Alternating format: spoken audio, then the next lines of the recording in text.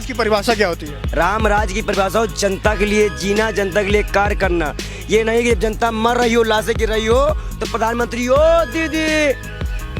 दीदी कर रहा हो। याद करिए बंगाल का चुनाव, बेशर्मी बहुत किए हैं। कभी वक्त मिलेगा आइएगा, आंकड़े हमारे पास हैं, समय दीजिए, हम सबूतों के साथ आपसे बात करेंगे विद फाइल। जनता पर महंगाई की मार पड़ रही है। आपको नहीं लग रहा है 6-7 दिन में 9-10 रुपये बढ़ जाना? आपको नहीं लग रहा है कि 15 लाख आपको मिल गया इसलिए आपको महंगाई नहीं लग रही है, कि 2 करोड़ रोजगार मिल गया है? आप बताइए 6 से 70 साल में 70 रुपये पेट्रोल, 1 साल में 1 रुपये, और यहाँ 7-8 दिन में कितने बढ़ गए आप देखिए। 70 साल में 70 रुपये पेट्रोल, 7 साल में 100 रुपये, 105 रुपये पेट्रोल, तो ज़्यादा से भी आधे से भी ज़्यादा बढ़ गया रेट। तो महंगाई तो पड़ी, और डीजल से महंगाई है भाई। किसानों की आमदनी हो या कोई भी काम हो, डीजल पेट्रोल। दूसरी महत्वपूर्ण बात है, खाने की चीज़ें बढ़ गई हैं, किताब कॉपियाँ बढ़ गई हैं। तो आप समझिए हर तरह से जनता को लूट लिया। अब आप ये बताइए, सरकार कहती है कंपनियां दाम तय करती हैं, हम कहते हैं हाँ कंपनियां दाम तय करती है, पर मेरा मानना यह है कि 8 नवंबर से 22 मार्च तक दाम नहीं बढ़ाया जाता, जबकि अंतर्राष्ट्रीय बाजार में दाम बढ़ गया था। और जैसे ही चुनाव का रिजल्ट आया 22 मार्च के बाद लगातार बढ़ाया गया। तो क्या चुनाव जीतने के लिए महंगाई कम की जाती है क्या? अगर तो पहली सरकार में भी रहा है। तो उस वक्त चुनाव हो जाए, कुछ कंपनियां दाम बढ़ाती थी, इस वक्त तो कंपनियां बैठ जाती हैं, दाम ही नहीं बढ़ाती हैं। 65 दिन बंगाल के चुनाव में दाम नहीं बढ़ा, देख लीजिए जाकर। अब चुनाव आता है दाम स्थिर हो जाते हैं, चुनाव घटने के बाद महंगाई बहुत तेजी में। वक्त दाम बढ़ता था तो बीजेपी विपक्ष में थी तो रोड पर उतरती थी, अच्छे से प्रदर्शन करती थी। अब कल आज विपक्ष कहाँ है? कल प्रदर्शन नहीं दिखा क्या आपने? कल राहुल गांधी विपक्ष पूरा प्रदर्शन लेके बैठे नहीं दिखा क्या आपने? आपको दिखता नहीं है विपक्ष, या दिखाना चाहते नहीं हो? आपने एक बार भी कहा कल जनता मंच धरना हुआ? कल पूरे भारत में हर जगह जगह पे कांग्रेस ने धरना किया, आपने देखा?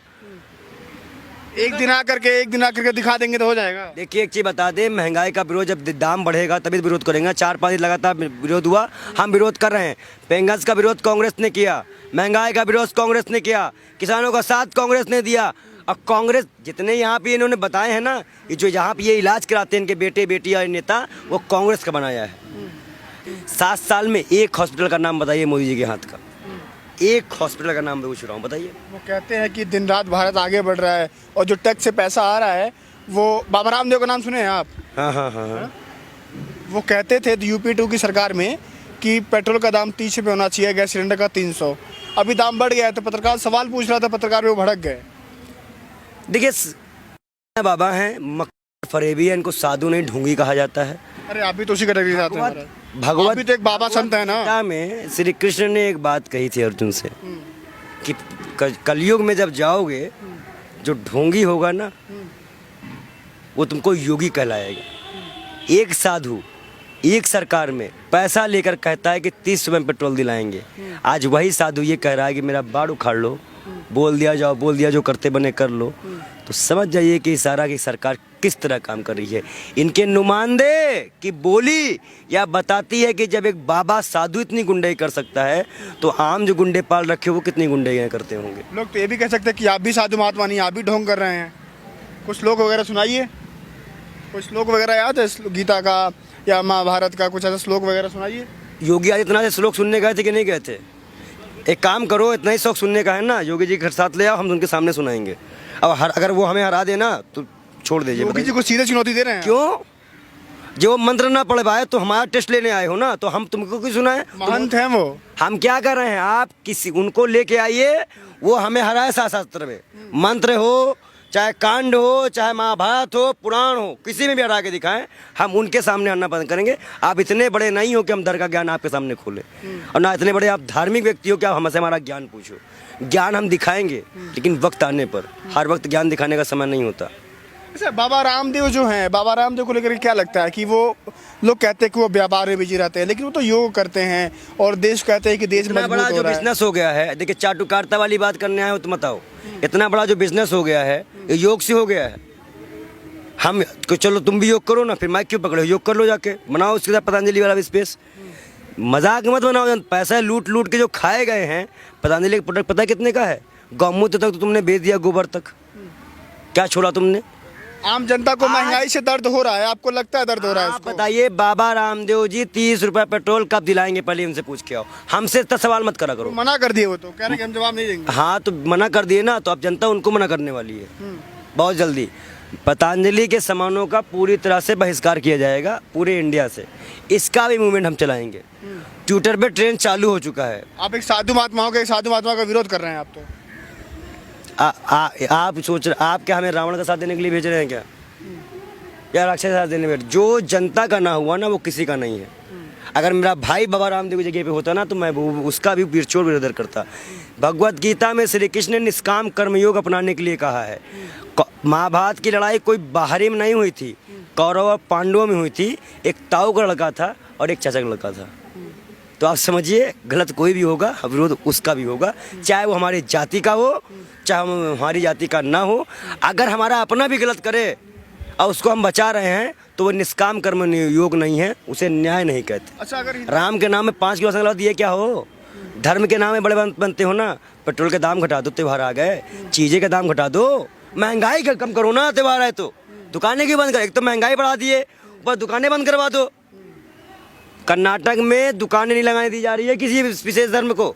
आप बताइए, इतना बड़ा प्रोपेगेंडा है इंडिया में।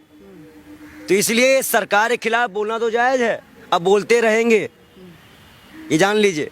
आप महंगाई कम नहीं कर पा रहे हो। हमें लगता है जेल जाने से पूछ रहा हूँ मैं आपको, जैसे पूछ रहा हूँ कि आप कितनी बार जेल इसलिए जेल नहीं जा रहे, क्या बीजेपी की तारीफ कर रहे हैं?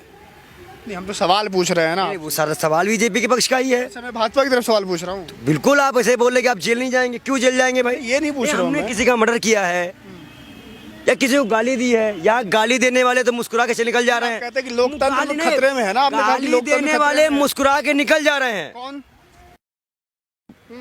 और हमें आप कह रहे जेल जाएंगे? तो ये लोकतंत्र अगर इस तरह जेल भी जाना पड़ेगा ना तो इस आंदोलन के लिए कोर्ट का फैसला था ना वो तो हम भी तो मुस्कुरा के आपको कभी 4-5 गाली दे तो आप मानेंगे?